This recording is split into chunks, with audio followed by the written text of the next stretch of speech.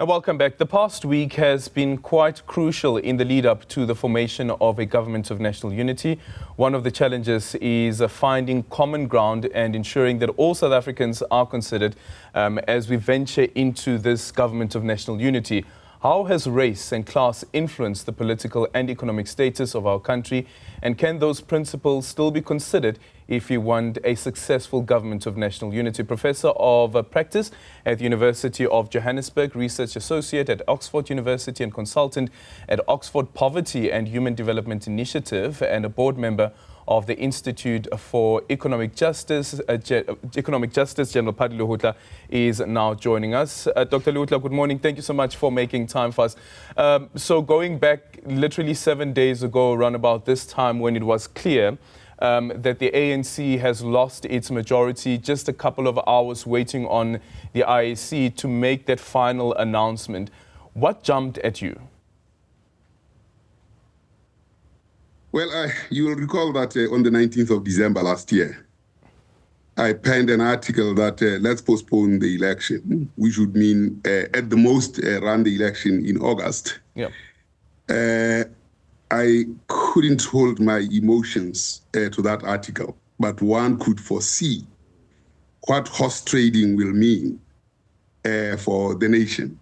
And I could anticipate the hatters that will follow through, and the raw deal that society might just have to bear with, because we lost a moment to decide and design what we need, what we vote for, not how we vote and why we vote. Mm-hmm. That moment of defining how we vote and why we vote is like a dessert and not the main meal. What we had to deal with before the election was what should we vote for?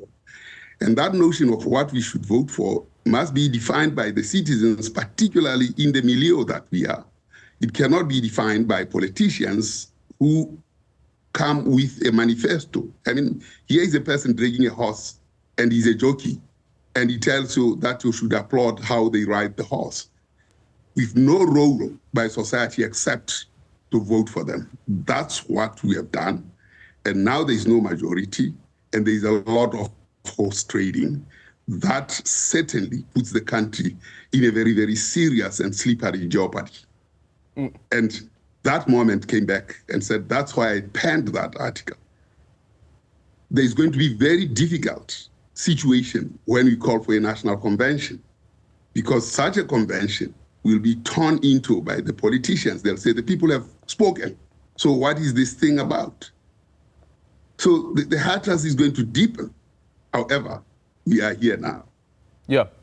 We are here now. What does that national dialogue then look like? And here's the other thing about it is the president himself, President Cyril Ramaphosa, during one of his State of the Nation address, called on a social pact. He never was able to see that through. We didn't have a social pact. But now we find ourselves at a point where now former President Thabo Mbeki is calling for a national dialogue, which has been endorsed by the president of the ANC and the president of the country. And it seems that it will be happening. But what sort of conversations should be happening? What's on that agenda? And even before we get to that sort of summit or negotiations and dialogue, we still need to have a government in place.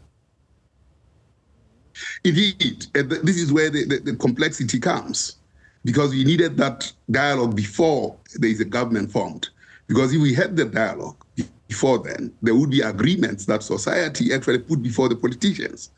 And it wouldn't matter what the outcome of the election will be, because the People's Manifesto would prevail. At the moment, it is now the manifesto of political parties and how they are not connected with each other. What is absent on the table is the People's Manifesto. So we are trying to cobble and move towards the People's Manifesto when the cleavages have been designed. So it's going to be a very, very, very difficult path to follow. So now, given that we are here now, we actually have to go back a bit. And there are a few things that I've suggested myself.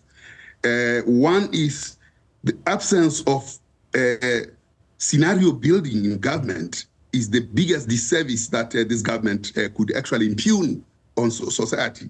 Because if it had scenarios, it would be clear as to how society should gauge itself. So we at Indula Mete, given that there was paucity on scenarios since 2009, created in 2016 at the height of state capture scenarios.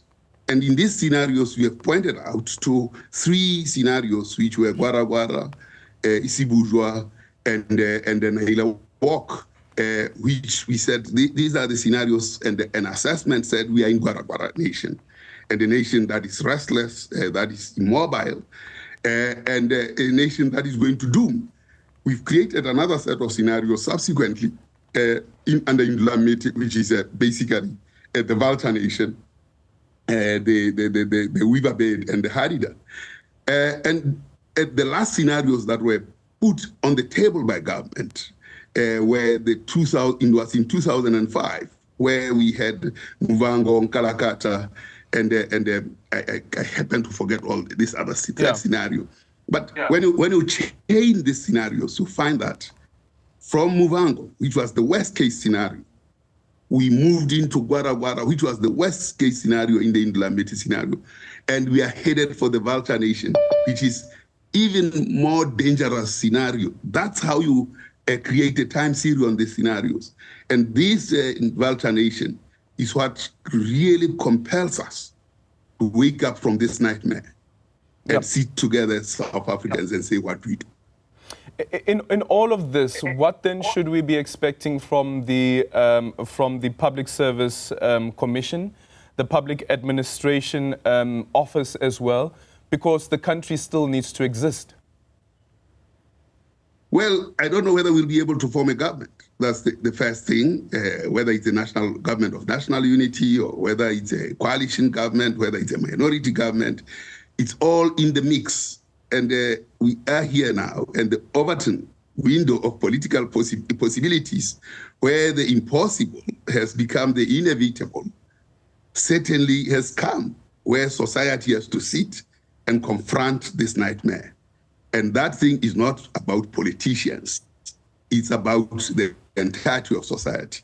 That Overton window is here with us as society, and we have to actually put in place a program. And one of the things that I think already provides some guidance is the work that we have done at Indula Mete, where we said the Naila Walk scenario, or the best case scenario that gave a growth path to the country, a high growth of 6%, unemployment dropping to 15%, debt to GDP ratio dropping to about 60%, inequality coming up within 40%. I've talked about unemployment and poverty dropping to low levels. When you look at this science-based modeling of Indula Mete, which uses the ADRS tools, and then you add to that what ADRS has just produced, which is forward-looking multidimensional poverty, which is what we introduced from Oxford Poverty and Human Development Initiative, where multidimensional poverty can be a forward-looking tool. We can actually design policies now that tell you the current policy stance of the ruling party is going to increase multidimensional poverty.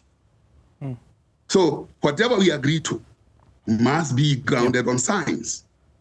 And Indula Mete scenarios are science-based instruments.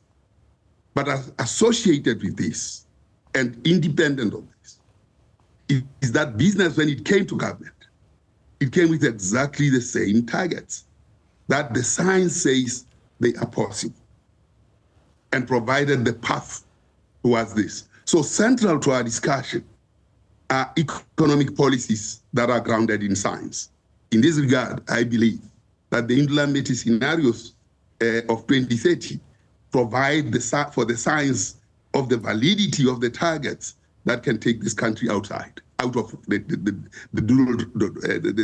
doldrums. But our government, unfortunately, because it doesn't have these tools of science or foresight, what they do is to put files together side by side, and they say they have integrated. What I do not know. Yeah. There are no tools in government, and that weakness must be accepted and put as it is, and that government must now wake up to looking at tools of science for policy design, as advocated by the United Nations expert group on policy design. And here's the thing about that, and this is something that you have lamented before as well as statistician-general, is that the data is there. Stats goes out and gets all of the data that is required. I just quickly want to make reference to what your successor pointed out earlier this week, and this is on the capital formation. Statistician-general Risenga Maluleka saying that capital formation has gone down by 5.4% in the first quarter of this year, and he says it is because of this level of uncertainty that we have seen going into the elections. But also going into the elections, our unemployment rate actually went up. So the data is there. Oh, well, the data is there. There's no doubt. And when we worked at Tundlamiti, we assembled the data. And this has been done over a number of years by Applied Development Research Solutions. And that's how I brought them into Stats, because I could see value in their modeling techniques. Not that Statistics South Africa had to do anything with modeling techniques in the science of things, but the planners, the Department of Planning, Monitoring and Evaluation doesn't have any tools. The Treasury has tools that only measure, that look at, as say, gross domestic product, prices and so on. It doesn't have tools that measure poverty. So poverty is an orphan. Now, government has given employment. Department of Labor, that doesn't have macroeconomic tools to do anything. So this shifting of responsibility to institutions that have no clue whatsoever of macroeconomics is wrong. Yep. And shifting this responsibility from Treasury and the Reserve Bank. These are the people that have the macroeconomic, that have the responsibility of macroeconomic tools.